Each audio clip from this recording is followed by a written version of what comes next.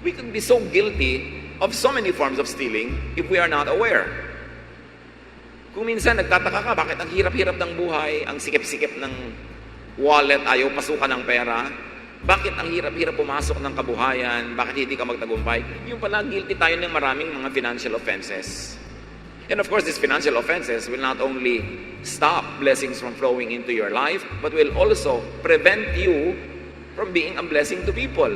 So both ways, you lose. At maraming mga tao, kaya kailangang i-reviewin ang mga bagay na ito. Ito pala ang bara, kaya hindi sila nabe-bless. Kaya pala, kahit ang daming perang pumapasok kung minsan sa kanilang bulsa, labas at labas din, wala ding natitira. Kasi hindi natutuwa ang langit sa kanilang paraan ng paghawak sa pera. Laging may nalalamangan, may nananakawan, may nakakawawa. Stealing from the rich or from the poor are both wrong. But stealing from the poor, especially by the rich, are infinitely more sinful.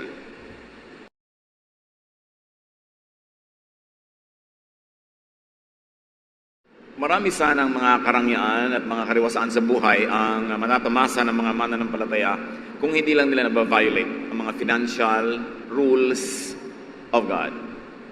Marami sana mga pagkakataon na mas umaasenso ang buhay, mas lumuluwag, if only people would be sensitive to the financial sensibilities taught in the Bible. Ang ating pag-aaral ngayon para lalo tayong guminhawa sa buhay at tumamasa ng mga pagpapala ng Diyos. 5 financial sins and mistakes to avoid. 5 na mga pinakapangunahing mga pagkakamali sa paghahawak, pamamahala ng pananalapi na dapat ay iwasan ng mananampalataya. Salamat po o Diyos dahil kayo pinagmumula ng mga katuroan na nagtutuwid sa aming buhay, nagpapasagana at sumaayon sa iyong kalooban. Kayo po ang mangusap, turuan niyo po kami, lalo namin maunawa ang kalooban niyo sa aming pamamahala ng aming mga pananalapi. Lead us, teach us, so we could be blessings to people as well. And may our obedience to you unlock many more favors and many more blessings from you because you are kind and you are good and you are just. Father, we ask you to be our speaker. Teach us. In the name of your Son, Jesus, we pray with thanksgiving. Amen. Deuteronomy 24:14-15. Do not take advantage of a hired worker who is poor and needy. Pay them their wages each day before sunset, because they are poor and are counting on it. Otherwise, they may cry to the Lord against you, and you will be guilty of sin. So obviously, ang unang kinakausap dito, ang pangunahin ay yung mga employers, mga may kaya sa buhay, may mga manggagawa na pinasusweldohan. At sinabi, huwag pagsasamantalahan ang pangangailangan ng mga mahihirap. At kung sila ay arawan na nagtatrabaho, kailangan paglubog ng araw, pagkatapos ng isang maghapong pagtatrabaho, sila ay bayaran na. Baka daw sila ay dumaing sa Panginoong Diyos kung sila ay pinatatagalan pa ang kanilang mga sweldo at sila ay dinggin ng Diyos at ang nagmamalupit sa kanila ay makatanggap ng parusa. So as we talk about 5 financial sins and mistakes, one is underpaying workers. Hindi pagbabayad ng sapat, ng tama, patuloy na pagsasamantala sa mga nangangailangan at patuloy na pagdidiin sa kanila sa kahirapan. And then, next to that is delaying payment of workers. Kaya nga nagtatrabaho yung mga tao kasi kailangan nila yung kikitain. Hindi na dapat tagalan pa, pananagutan ng mga employers, ng sinuman na namumuhunan o nangangailangan ng hard labor na magbayad sa oras at ng kompleto. At kung maaari ay sobrahan pa sa hinihingi ng batas o sa usapan, lalo't kayang-kaya naman noong nagbabayad. Na sa pag-asenso ng namumuhunan, sa pag-asenso nitong employer, kasabay na umaasenso ang mga manggagawa. James 5:4-5. Look, the wages you failed to pay the workers who mowed your fields are crying out against you. The cries of the harvesters have reached the ears of the Lord Almighty. You have lived on earth in luxury and self-indulgence. You have fattened yourselves in the day of slaughter. Tinutuos ng langit, dinidinig ng langit ang lahat ng daing ng mga kawawang manggagawa na ginigipit ng kanilang mga employers. Nakararating sa tainga ng Diyos ang kanilang mga pagdaing. At yun daw sobrang nagpapasasa sa buhay ay parang pinatataba lang nila ang kanilang mga sarili para mga hayop na pinatataba para sa araw ng pagkakatay. may araw ng pagtutuos. At ang lahat ng mga excess fat that came from the blood of the poor workers and wage earners will be accounted for. Delaying payment of workers intentionally for selfish convenience or gain or for more profit, that is hated by God. Napakalambot ng puso ng Panginoon sa mga manggagawa at mga kapuspalad. Kaya kinakailangan na sino man na pinagpapala ng Diyos na umangat sa buhay at siya na ngayon itong employer ay maging mapagkalinga. Even in the much ballyhooed economic progress of our country, so many of our countrymen and countrywomen are not becoming participants or recipients of the bonanza because only the capitalists are making so much money and the laborers are really paid very, very measly. Masyadong konti ang sweldo. Kahit anong gawin mo, hindi mapagkasya ng mga taong kanilang trabaho. Napakaganda na yung mga corporate groups, sila na mismo ang magkusa to share profits with their workers. Kailangan po natin maghintay na mag-alsa, magkaroon ng himagsika ng mga nagugutom para magising ang mga sobrang mayayaman naman. You will read this in the newspapers. Tens of billions, many tens and tens of billions sa mga net profit nila the past year. Pagkatapos pag tinignan mo yung mga pasweldo sa mga manggagawa, sobrang maliit. Sobrang top-heavy ang ating mga kumpanya. Top people, executives, and all that have so much privileges. And they enjoy so much when it is at the back of the toiling majority where the economic growth actually happens.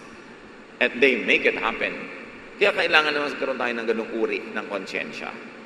At sa pagtitrain naman natin ating mga manggagawa, we should train our people, our workers, for higher paying jobs. It's not enough that they have a job, that they are not idle, but they should get more for their labor. Why? Because you live only once in this kind of life before eternity. At yung mga what you miss here, you miss forever. Kaya mahalaga na may opportunities na binibigay tayo sa mga tao. Isa sa mga nakakalungkot na katotohanan sa ating lipunan, ang dami mga gifted people but they are not able to develop their gifts because they're always trying to just survive. Ang dami mga magagaling na tao na ibinebenta na nila yung buong buhay nila, lahat ng oras nila sa buhay sa kanilang mga employer, hanggang tumanda na lang sila at namalayan nilang mamamatay na lang sila, pero ang dami pang nilang pangarap na hindi natupad, ang dami pang mga dapat gawin, marami pang dapat napuntahan, nakain, pero naalipin na lang sila ng walang tigil na pagtatrabaho at hindi sila makalaya kasi isang kahit-isang tuka. Wala silang kahit konting puhunan ng 2 buwan na pwedeng maghanap ng mas magandang opportunity kasi wala nang gagastusin para bukas. At yun ay nakakahiya sa Diyos, lalong-lalo sa isang bansa na sinasabi mo na maraming asenso, umaasenso ang lahat, tapos maraming taong sobrang naiiwan. Psalm 37:21, the wicked borrow and do not repay, but the righteous give generously.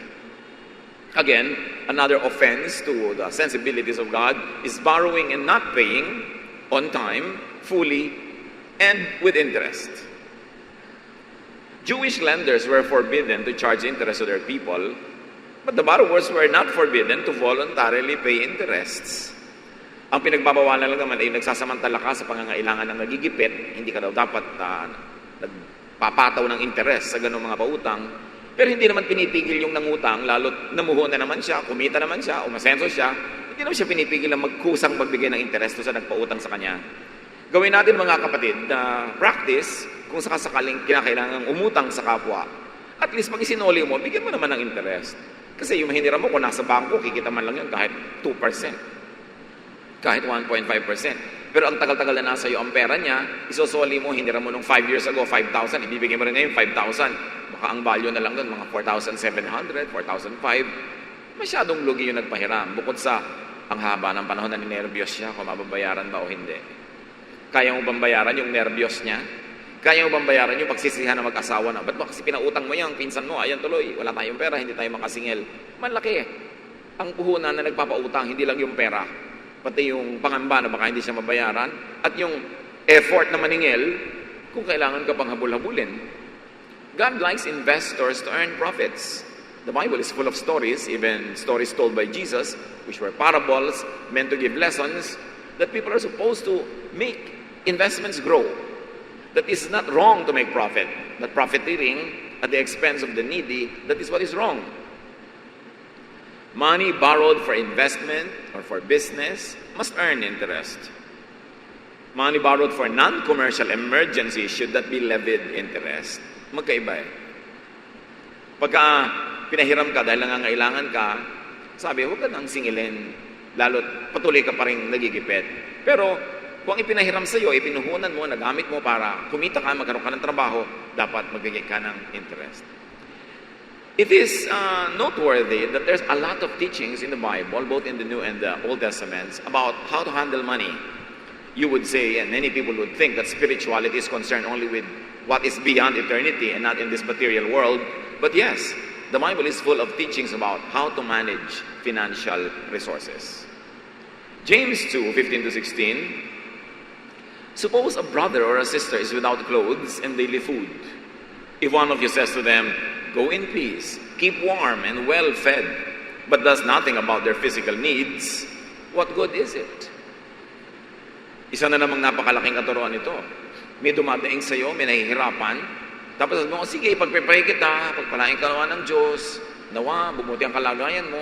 Tapos wala kang man lang inabot, pinahiram, ibinigay, na kaya mo naman, isang malaking offense yun sa kabaitan ng Diyos.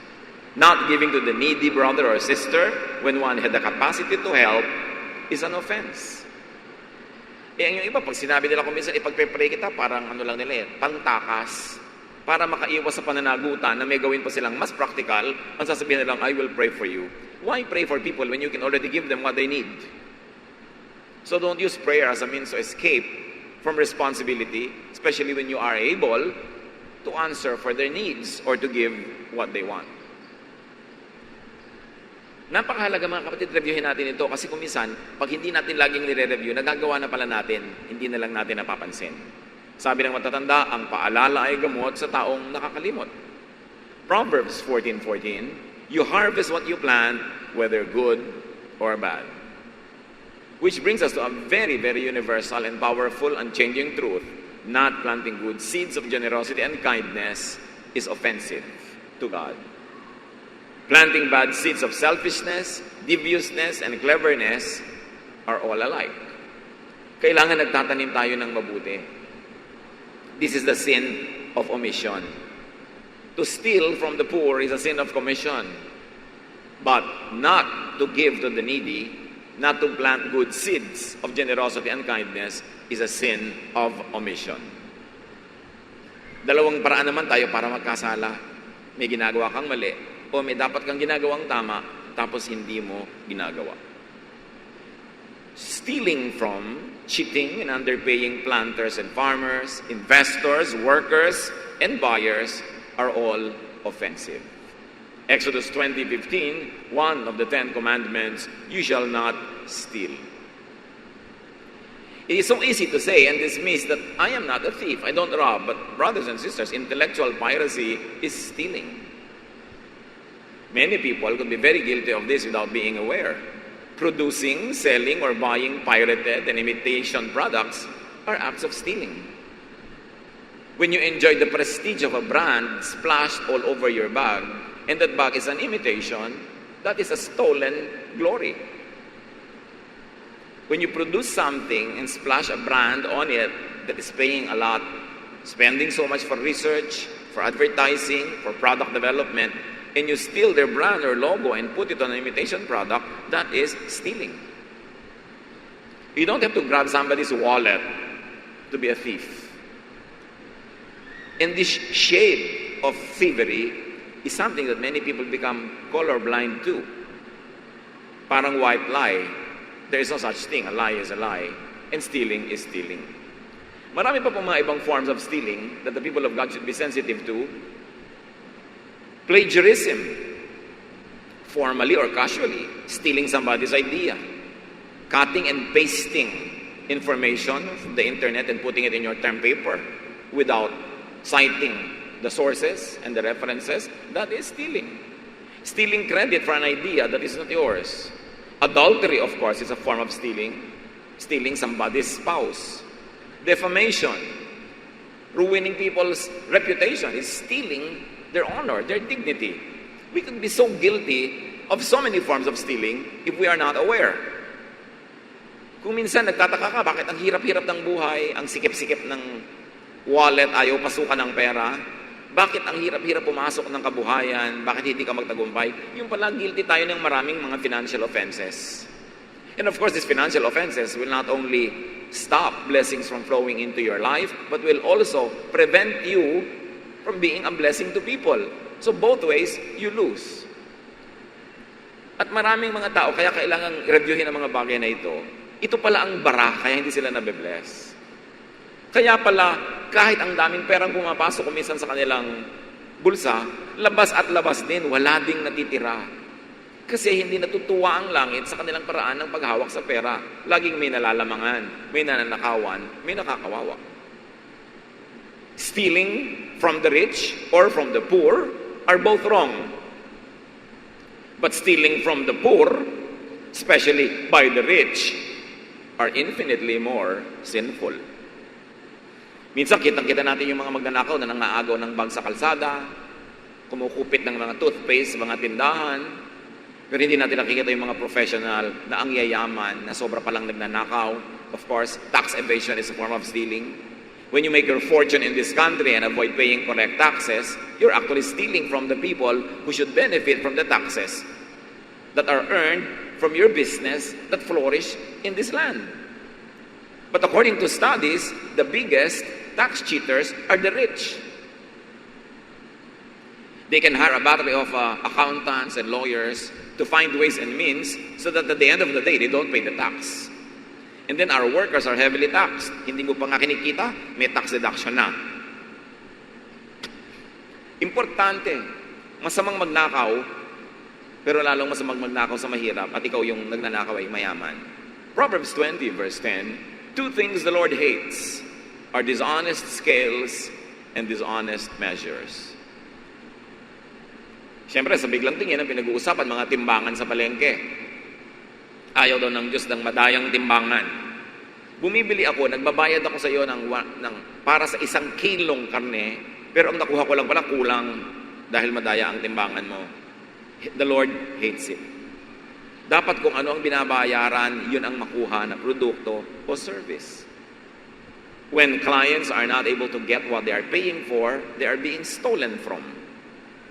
Basta dishonest ang measures, ang numbers. So, ganun yung pag-cheat ng mga numbers sa taxes, numbers na dapat bayaran. Kung ang mga tao lang nagbabayad ng tax lahat, ang dami-daming pera dapat ng gobyerno. At kung hindi na nakawin ng mga nangangasaywa, dapat ang luwag-luwag ng buhay ng Pilipinas. Pero wala. From the taxpayer, to the tax collector, to the disbursing officer, to those who are handling the money, may nangyayaring thievery. And at the end of the day, all of us suffer. Lahat na dadaya. Kailangan maingat. Maingat ka sa pagbabayad ng mga dapat bayaran. Commercial and numerical cheating, not giving in full what buyers pay for or deserve, is sinful and hated by God. Yung nandadaya sa mga bilang, sa timbang, sa quality.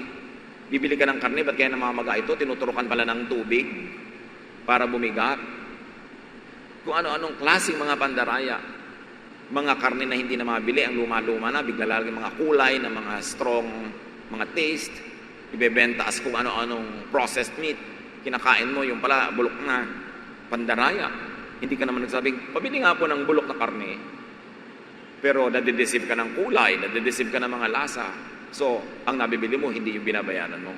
Product weight, quantity and quality, undeserved grades, for instance. Dishonest numbers, all of this are forms of thievery. Pagka nagnanakaw ka ng grade, nag-cheat ka lang pala, hindi naman talaga dapat mataas yung grade mo, that is thievery. Lahat ng dishonest numbers. At magtataka ka, ang daming teaching sa Bible about numbers. Meron pang isang book, ang tawag Numbers. Mahalaga ang numbers sa Diyos. At dapat din nating bantayan yon. We can go on and cite so many examples. That should be enough. What we have should be enough to make us sensitive again to the things that we might be getting desensitized to. Pagka maraming gumagawa, parang tama na parang pwede na. Pero remember, may accounting na ginagawa ang langit. May pagsusulit. And God is just. Good is rewarded. Bad is punished.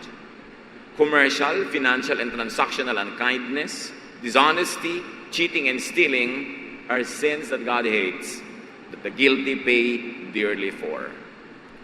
Maraming uri ng pagnanakaw na hindi kinakalugod ng Diyos.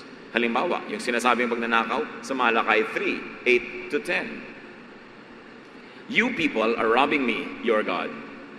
You are robbing me of the offerings and of the 10% that belongs to me. I am the Lord all-powerful, and I challenge you to put me to the test. Bring the entire 10% into the storehouse so that there will be food in my house. Then I will open the windows of heaven and flood you with blessing after blessing. This kind of teaching sometimes draws very emotional reactions to people, especially to those who don't want to obey it. Pero Malachi 3:10 is as biblical as John 3:16, and both must be taught powerfully and clearly for the sake of those who should know it and for the sake of those who will benefit in obeying it. Napakahalaga na hindi mo ninanakawan ng kapwa-tao at lalo namang ang Diyos. At sabi niya, alam niyo, ninanakawan niyo ako eh. Huwag na kayo magtanong-tanong pa, magmaang-maangan kung paano niyo ako ninanakawan. Sabi, pagka hindi kayo matapat sa inyong ikapu, ninanakawan niyo ako. Ba't di niyo ako subukan? Sabi ng Diyos. Natatakot kang matalo, natatakot kang malugi. Ba't di niyo ako subukan? Maging matapat kayo, at kung hindi ko patunayan sa inyo, napababahain ko ang pagpapala sa inyong buhay. So niya, ako na Diyos, sa pinakamakapangyarihan na nagsasabi nito, subukan niyo ako. Ang pagnanakaw kasi, isang uri ng kakulangan ng pagtitiwala sa Diyos. Pag nagnakaw ka, nandaya ka, sinasabi mong, kung hindi ako gagawa ng masama, hindi ako mabubuhay. Pag hindi ako gagawa ng hindi tama, pag sumunod lang ako sa mga sinasabi ng Diyos, malulugi ako, magugutom ako, maghihirap ako. That's why it becomes doubly sinful because it is an expression of lack of trust in God.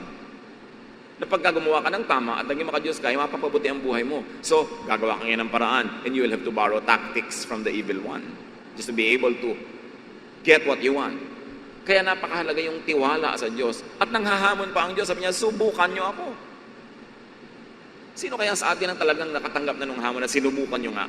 Dahil, alam nyo, ang mga matatapat sa area na to ng giving, hindi lang sa tithing sa church, pati sa charity, pati sa pagbibigay sa kapwa, pagtulong, yung mga matatapat, yung napatunayan na nila sa buhay nila, na talagang totoo ang pangako. At yung mga patuloy na hindi matapat dyan, yung mga hindi pa nila nasusubok talaga, kaya hindi nila nalalakasan ng loob nila na gawin ito. The selfish, the opportunistic, the exploiters, cheaters and thieves receive the bad, they give to others. Because in this spiritual life, you keep only what you give away and you lose what you selfishly attempt to keep for yourself. Galatians 6:7, do not be deceived. God cannot be mocked. A man reaps what he sows. Or from the Contemporary English Version, you cannot fool God. So don't make a fool of yourself. You will harvest what you plant. Cheaters think they win. They win here and lose there. There's balance. They steal from others only for them to be robbed in turn. Dahil may balance. The entire universe runs in balance. Lahat ng negative number may katapat na positive number. Everything is balanced. Kaya pag may ninakaw ka, may mananakaw sa'yo. Pag may ibinigay ka, may matatanggap ka. This is the secret of how to live under God's prosperous, unchanging laws. Bawat panlalamang sa kapwa ay may katapat na paniningil mula sa langit.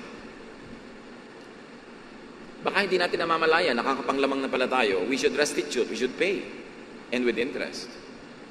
The selfish, opportunistic miss God's delight, favor, and blessing.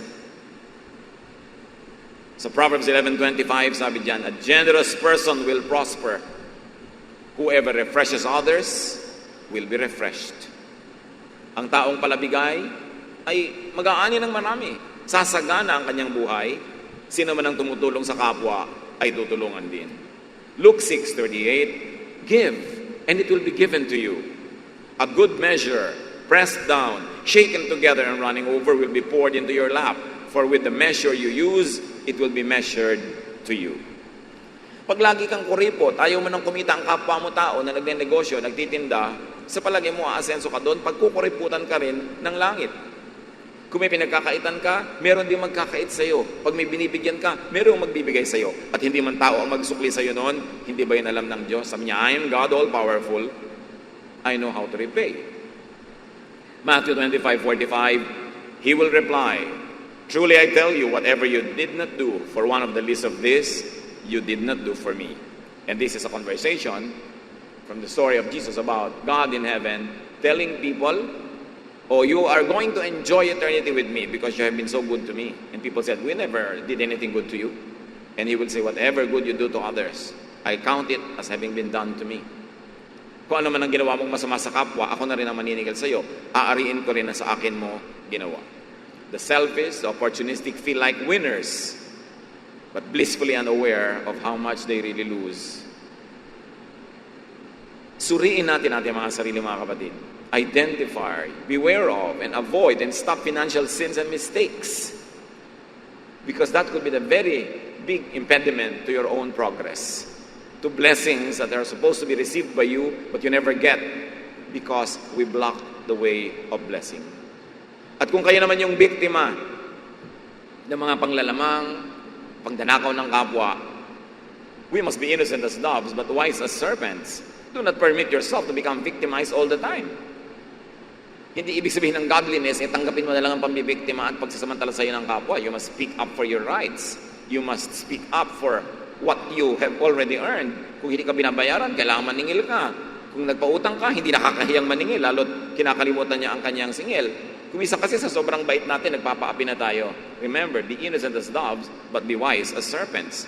Huwag naman yung sadyain na nadadaya na kayo, hindi pa kayo kumikibo. Huwag nyo namang sadyain na halos pumayag kayo na apihin at kawawain at hindi mabayaran sa mga dapat sana ay babayaran tayo.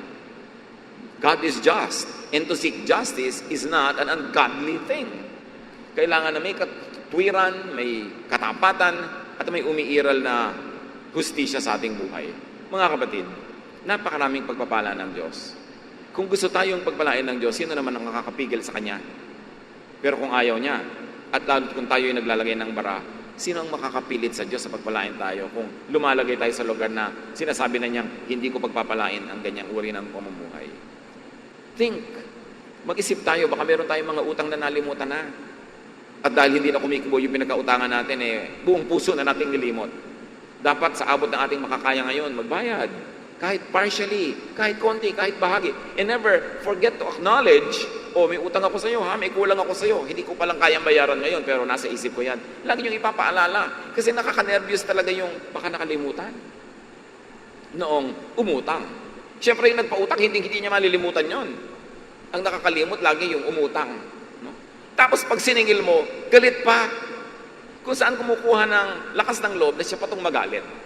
Samantalang sa oras ng kanyang pangangailangan, siya ay pinagbigyan, siya ay tinulungan. Sa ating business dealings at sa mga employer natin, kung hindi man kayo makapagbigay ng increases na regular, once in a while, every season na malaki naman ang kita ng kumpanya, at hindi man magbigay ng kahit periodic bonuses, malaking bagay sa mga kukunti ang pera, yung kahit konting pera lang. Malaki yun. Kaya importante na to always share. One of the greatest proofs of godliness is kindness to other people.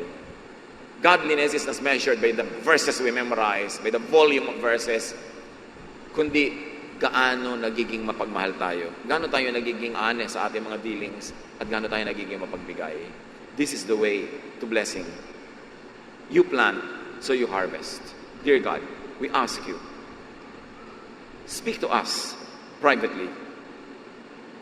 Ipakita niyo sa amin, Panginoon, ang kalagayan ng aming puso when it comes to handling finances. Kung kami ay mga mabait, matapat na mga employer at employees, dahil bilang mga employee, pwede rin kami ang magnakaw. Sinusweldohan kami, pero hindi kami nagtatrabaho ng ganap, ng kumpleto, ng buo. O pwedeng literally nananakawan namin ng aming mga employers. Ipakita mo kung saan kami nakatayo. At sino man, Panginoon, ngayon na nakalagay sa isang lugar na talaga namang napakaganda, hindi nandadaya, nagbabayad ng mabuti, hindi nagnanakaw, salamat sa ganung uri ng spiritualidad.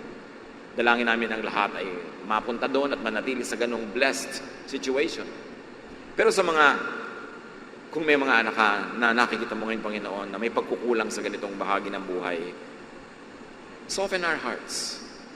Teach us to be submissive to your will. Teach us to apply your word even in areas where we will be inconvenienced or we will pay a financial price. Turuan mo kami, Lord, na maging makadiyos, banal, sa lahat ng larangan ng buhay namin, kahit doon sa mga parte na parang magmumukha kami magagastosan. Turuan mo kami na yung dapat bayaran, bayaran. At yung mga dapat magbayad, ay magbayad. Teach us. Pagbulay-bulayan natin ng mga kapatid, ng mga simpleng katotohanan na ito, na maaaring maging paraan upang ang pagpapalang gusto-gustong ibigay ng Diyos ay dumaloy ng malaya sa ating buhay. Lord, as your people ponder these words, simple but very practical, teach us to show that we love you, that we are your people in these day-to-day ways, Lord, in the way we handle our finances, in the way we deal with people. Teach us. Let's be silent before the Lord and ponder these important issues of daily life.